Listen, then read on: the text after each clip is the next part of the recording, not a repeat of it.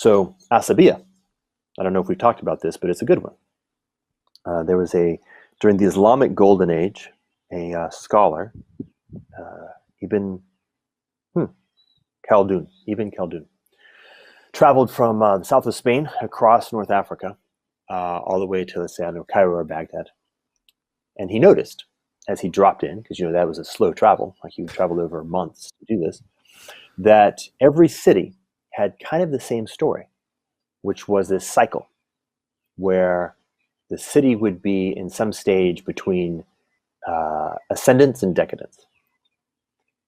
If it was in ascendance, the people who were in charge of the city were the sons of those who had come from the desert. Okay? The grandsons of those who come from the desert will have become more decadent. The great-grandsons will become truly decadent, and the people from the desert will come and conquer them, take over the city, and their sons will now sit in an ascendant city. Right? So these cycles, and we know this phrase, right? Hard times create strong men, right? That cycle. He noticed this as well.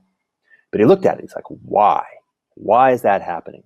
And the term he used was asabiya, which is something like ability for a group of people to coordinate with smooth, high fidelity. A SEAL team. A SEAL team has a high asabiya. Nobody's worried about somebody else f***ing them over. Right? Everybody's able to be fully committed to the well-being of the whole team. In fact, not only is, must be. And everyone has learned their proper role. So you're getting maximum bang for the buck. And everybody is always willing to give up their particular location if somebody else on the team would be better at doing that, because the well-being of the whole is first and foremost. Right? That is high asabiya. Think about the multiplier effect when you're operating in that fashion. Compare that to the decadent city.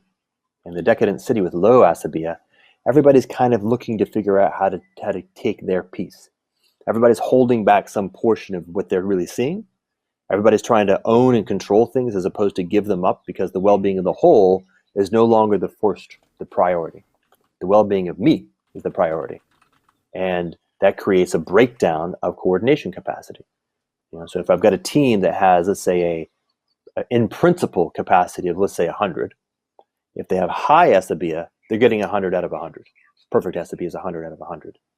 As the asabiya goes down, maybe it's like 2 or 3 out of 100. Right? In a truly decaying environment, people are now betraying each other and lying to each other. And their own capacity is literally getting in the way of the capacity of the whole. It may actually be negative 50. You can have deeply negative, and they're consuming the seed, like just the value that is living in the environment that they're in, to support themselves, because they're no longer even vaguely generative, which means that even a small group, say you have a group that has a potential of 20, but they're operating at 18 out of 20. And they come to a city that has a potential of 1 million, but it's operating at -2. 18 is better than -2, and they can conquer them. And so to form asabiya is the most virtuous virtue in the context of complexity, in the context of chaos. And even a relatively low potential has relatively high actuality when the asabiya is high. And if you have protocols for how people can become part of what you're doing while maintaining that asabiya, now you're indomitable. You cannot be defeated. This is Alexander the Great's core insight.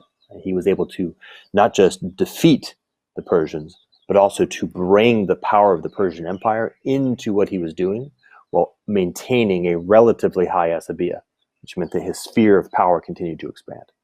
Okay, now, hey, crypto guys, take this lesson.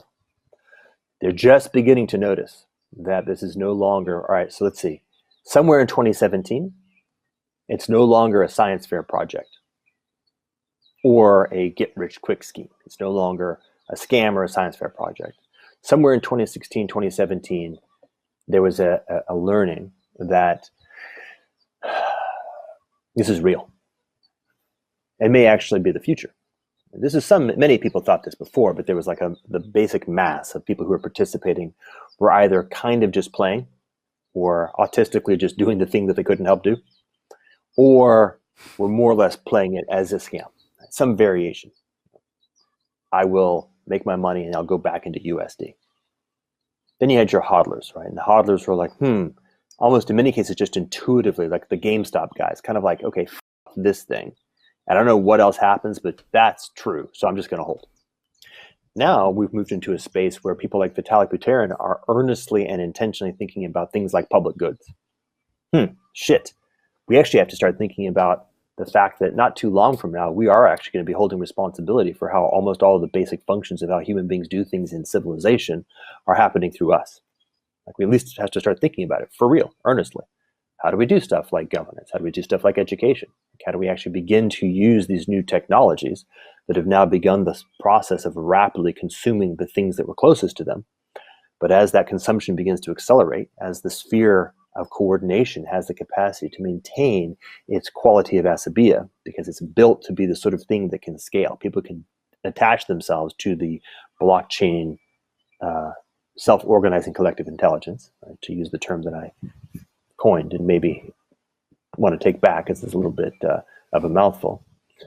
But they can attach to it and they can build their own project. And that project has a way to be synergistic with other projects. Okay, so let me talk about what seems to be showing up in the context of this particular metaculture. Notice some things. It's intrinsically global. This shit is happening everywhere. So there's nothing about your particular culture that is it. There's definitely not a purely sort of Israeli or American or Chinese. Well, Chinese are a little bit different. Their political system has captured a lot of it. But nonetheless, nothing about your particular culture or nation that is bigger than this thing. This thing allows those particular groups to find ways to leverage their advantages in different ways, but they're part of a bigger story. By the way, nothing about your particular typology. Right? If you're sort of, okay, I'm going to get teams to work together well, good, there's a role for you to play. Now I'm going to step back and not communicate with another human being at all and just writing code. Oh, good, there's a place for you to play too. So this really interesting, right? The space has a way for people to find their proper role without anybody being in charge of defining those roles or telling people where to go. There is no HR department, and there is no middle management, which is, of course, one of its primary advantages, because HR departments and middle management become parasites very quickly. It's almost their nature. Okay, second, it is native to the internet. It doesn't even have a notion of using fax machines and telephones. It uses all the technologies that have been developed over the past 20 and 30 years intrinsically. Right? It lives on Discord. It lives on Twitter. It lives in the 4chan. Right? It lives there. It is so native to those environments, which means that its unconscious and intuitive ability to deploy and use those as part of its fabric of mediation and communication is masterful. This is one of the reasons why it just cannot help but just destroy, crush, consume the institutional structures that it's replacing. It's like, well, I can use examples for more if you'd like, but to have learned how to use things like radio to coordinate squad level tactics was to categorically outcompete everybody who was trying to use telegrams and carrier pigeons. Just imagine that. If you figured out how to use tanks, airplanes, and radio, and automatic machine guns, and the other guy is still using World War I level coordination technology, who's going to win? Same thing here, obviously. But at the same time, it's highly immature. Liminal order opportunity, highly immature. It is very much in a liminal space. It is every season, there's a consciousness now in blockchain of these sort of winter, crypto spring. Every turn of the seasons, there is a new S-curve, a new exponential exploration of an entirely new possibility. Okay. So who wins in those kinds of spaces? The guy who has the higher asabiya every time. Can't help but. Which shows up as an interesting, almost now unconscious or received wisdom. Like in DeFi, if you want to copy somebody else's DeFi infrastructure because they're generally complex as a smart contract, you can. If you do it honestly, like ask permission, say, hey, can I copy this? Almost always they'll say, sure, go ahead. And now you are kind of part of the broader team because you verified that you can play like a good player. which means you have the ability to have more access and resource. If you make one false move, if you're a dick, yeah, you can get that micro advantage. But guess what? Now you're a dick, which means you don't get access to the conversations. People aren't just they're not going to think of you as a person as part of their broader, extended, decentralized Asabia. So everybody who plays honestly and with integrity and shares clearly and effectively according to the increasingly discovered cultural wisdom of this expanding new kind of way of civilization is somehow part of the team. Now, of course, there are many different teams already because there are different cultural intuitions. And the earliest Bitcoin guys have a different sense of aesthetics and values of what is right behavior than, say, the fork that happened in ETH. Remember, ETH was a fork from Bitcoin.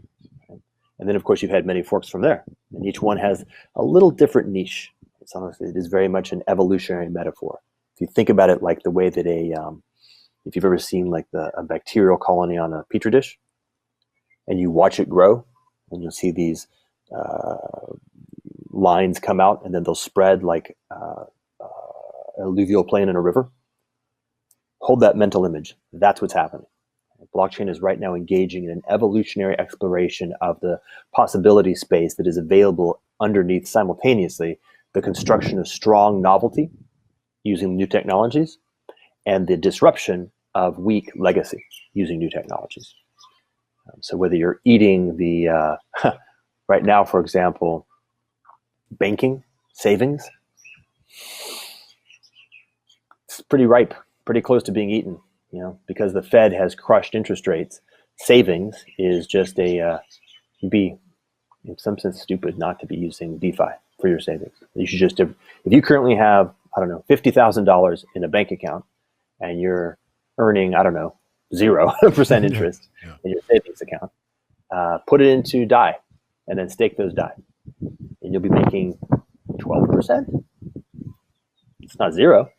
And by the way, the risk on that is now rapidly approaching the same, if not stronger to be in DAI, frankly. And you can see, like right now, empirically, that the crash that's just happening right now, a lot of the infrastructure that got built in the previous winter, like DAI, for example, is proving quite resilient.